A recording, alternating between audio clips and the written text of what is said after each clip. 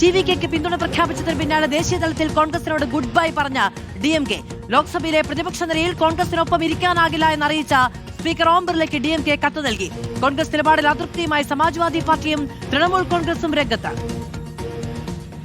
അധാർമിക രാഷ്ട്രീയ നിലപാടാണ് തമിഴ്നാട്ടിൽ കോൺഗ്രസിന്റേതെന്ന് ചൂണ്ടിക്കാട്ടിയാണ് ഡിഎംകെയുടെ കടുത്ത നീക്കം. വിജയിയുടെ ടിവികെക്ക് വേണ്ടി കോൺഗ്രസ് അധ്യക്ഷൻ മല്ലികാർജുൻ ഖാർഗെ തന്നെ രംഗത്തിറങ്ങിയിരുന്നു.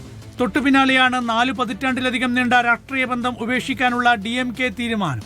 ദേശീയ തലത്തിൽ പ്രതിപക്ഷ ചേരിയിൽ കോൺഗ്രസിനൊപ്പം ഇനിയില്ല.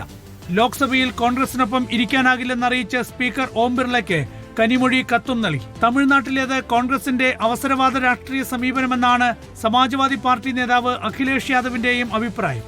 ഡിഎംകെയെ പിന്തുണച്ച് തൃണമൂൽ കോൺഗ്രസും രംഗത്തെത്തിയതോടെ ഇന്ത്യ സഖ്യം തന്നെ പിളർപ്പിലേക്ക് നീങ്ങുകയാണ്. കോൺഗ്രസിനെ പ്രതിപക്ഷ നിരയിൽ ഒറ്റപ്പെടുത്താനുള്ള നീക്കങ്ങൾ ശക്തിപ്പെടുത്താനും ഡിഎംകെ തീരുമാനിച്ചിട്ടുണ്ട്. കോൺഗ്രസിനെ ഒഴിവാക്കി 2019 പോലെ ഫെഡറൽ മുന്നണി ചർച്ചകൾക്കുള്ള സാധ്യതയും തള്ളിക്കളയാനാകില്ല. കോൺഗ്രസിനൊപ്പം ഇടതുപക്ഷ പാർട്ടികളും തമിഴ്നാട്ടിൽ വിജയിക്കൊപ്പമാണ്. ഇടതുപക്ഷത്തെ ബഹിഷ്കരിക്കണോ എന്നത് ഇതുവരെ ഡിഎംകെ തീരുമാനിച്ചിട്ടില്ല. ഉത്തർപ്രദേശ്, ഗുജറാത്ത്, പഞ്ചാബ്, ഹിമാചൽ പ്രദേശ്, മണിപ്പൂർ, ഗോവ ഉൾപ്പെടെയുള്ള സംസ്ഥാനങ്ങൾ അടുത്ത വർഷം തെരഞ്ഞെടുപ്പിലേക്ക് നീങ്ങാനിരിക്കെയാണ് ബിജെപിക്കെതിരായ പ്രതിപക്ഷ നിരയിൽ കോൺഗ്രസ് ഒറ്റപ്പെടുന്നത്. റിപ്പോർട്ടർ, ദില്ലി.